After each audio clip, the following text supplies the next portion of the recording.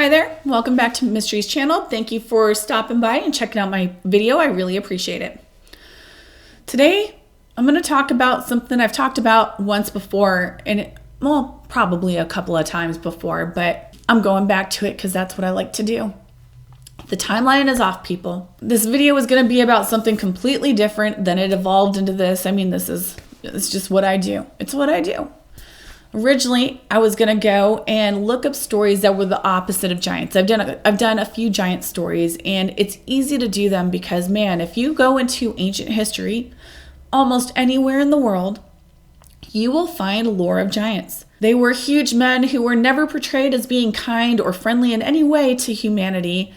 And I thought, I wonder if it was opposite for the little people. I know there's stories of little people out there. In my head, they were all leprechauns and fairies, you know what I mean? Being an American, you just think St. Patrick's Day kind of stuff, these cartoonish characters running around throwing candy at your face on holidays. But in reality, little people show up almost as much as giants do all around the world. What I love about this topic is that just like giants, they are seen as fanciful myth. And in many parts of the world, they are discounted as just some weird ancient story. Those crazy ancients getting all tore up on a Friday night and coming up with some weird shit to tell their friends on a Saturday morning in the cave. You know what I mean? Just making crazy stuff up all the time. And even though I used to think this myself, like this is just some weird old story I was not interested in, the older I get and the more I look into old lore, I realize that one of two things are happening here. Either there is a mass global hallucination happening where everywhere around the world, people came up with very similar stories and events, even though they are separated by vast distance, time, and place, and in many instances, they are extremely remote areas, but somehow come up with the same story, or a history is being recorded and passed down through time. I'm leaning way more towards the history and away from the hallucination part of it is what I'm trying to say. So, like I said earlier, timeline is off. What makes me say timeline is off in this instance? Well, there's a couple parts to this video. The coolest part will be at the bottom. I think it's the coolest part because it's an actual history that was taught to someone by her grandparents. They were taught by their grandparents going back to the beginning of their time on this island in Southeast Asia. So if you're interested in that kind of stuff, there are kind of like rules to live by when dealing with these beings. But before then, I'm going to talk about the history of Indonesia, or the history that we're told of humans getting to Indonesia. Basically, if you go by the human migration model, as we're leaving Africa and we're making our way down, humanity makes it, sorry about my voice, I'm still sick. Humanity makes it to Indonesia about 50,000 years ago. We were just making our way into Indonesia. However, I believe that's incorrect, and the stories that are passed down are a clue. Little people have a place in history just like giants do. So what happens when all of a sudden little people aren't so crazy? You can actually find articles written about a group called Homo floresiensis, also known as Flores Man, also known as the Hobbit. In 2003, on the island of Flores, fossils of a small hominid dated between 74,000 and 13,000 years ago.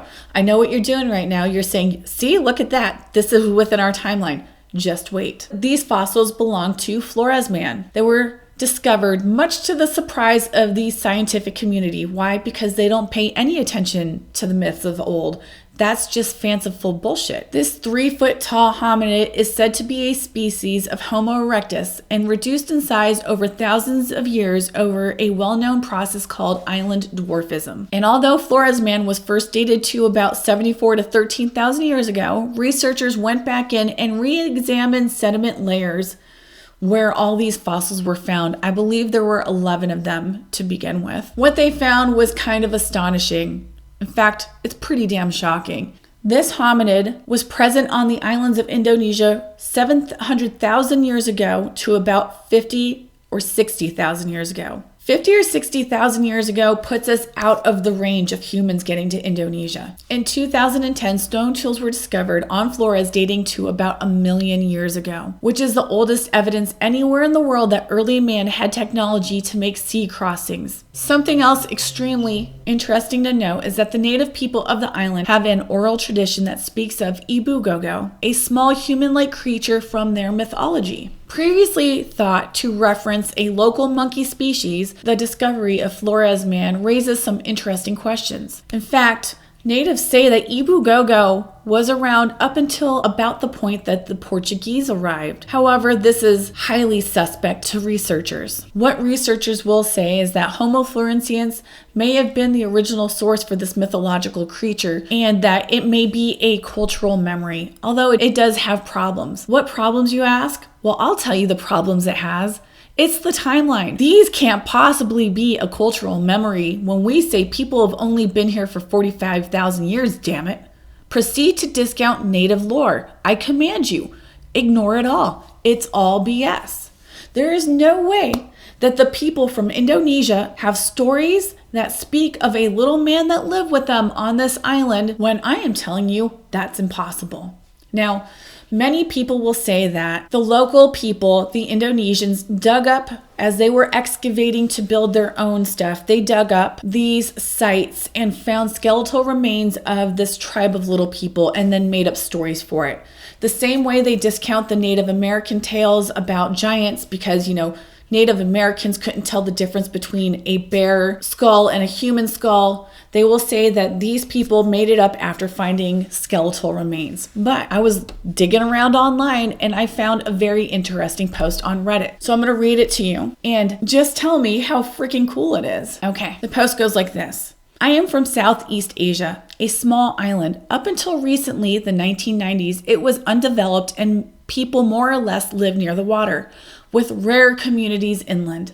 My grandparents on my dad's side all had these superstitions and stories that I got to experience as a child when I would stay with them over the summer months. I'm glad that I still remember them, and there's not much, but I would like to share. Apparently, they used to share the island with another group of people, not like us, but they died out long ago. My grandparents say that this is the oldest story of the island and that it was once taught to everybody. This was common knowledge among all people that lived there. These people, they had dark skin, darker than ours, thick hair, and they were short in height. My grandparents never described them as evil or having bad intentions, but instead they were annoying. A long time ago, they'd steal food, take your chickens, and take your plants. They were really good at hiding in the forest and they were good at fishing. Actually, if anything outside ever went missing, I'd often hear people say, "Oh, they did it. It was the little people," referring to them. I was never allowed to go deep in the forest as my grandparents believed they still existed in some pockets on the island, although they kept to themselves now. I'm mostly posting this to see if anyone on any other continents has these tales too. As we become more advanced and cities get bigger everywhere, a lot of these tales of old, some of them probably older than we think, agree with you on that one, friend, are being lost to the face of modernism. A way of living that was once practiced for thousands of years is slowly being forgotten. As far as I know, the island now has stable electricity and internet, which started to become more common about 5 to 8 years ago. It's a tourist hotspot now and properties are being developed everywhere. However, the geography of the island makes it so you can only really build near the water, as the terrain is too steep and hilly in other places. These are the things that my grandparents passed down on to me. 1. Never go pee on mushrooms, not even by accident. Other beings live there. The circle of mushrooms you should never talk negative or act negative around at all. 2. Always be home before the plants and trees no longer cast shadows. If it's that time but your shadow and only yours is cast on the ground, you leave the area immediately. 3. If you're in the forest at night for whatever reason, walking home, and it hits that time, it's better to leave the light off than to turn it on and let them see you. 4. Never play around cemeteries or places where people have died. Never step on plants in this area. 5. Never have trees close to your house, at least 20 feet away. Not because of them falling during a storm, but because the beings that inhabit the trees would harass you and enter your home. 6. If your name is being called and the voice isn't something or someone you recognize, you run. You don't answer. You don't look back towards the source. You run. The poster also comments that this once happened to his grandma, or his or her grandma, and she was up in the mountains and she ran all the way back to the sea, never turning around.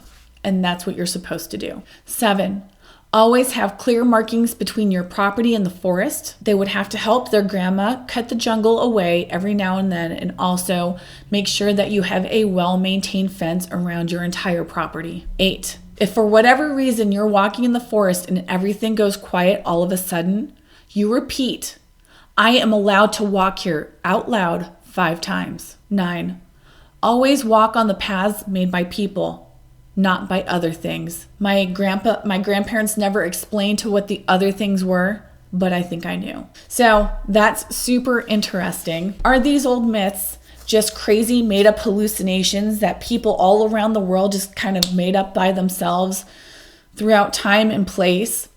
Or is there history being recalled here? I think the timeline is off. I think this myth kind of tells you, whether you want to call it the Ibugogo or the little people of the trees or whatever you want to say, humans were around to witness other hominids operating around them.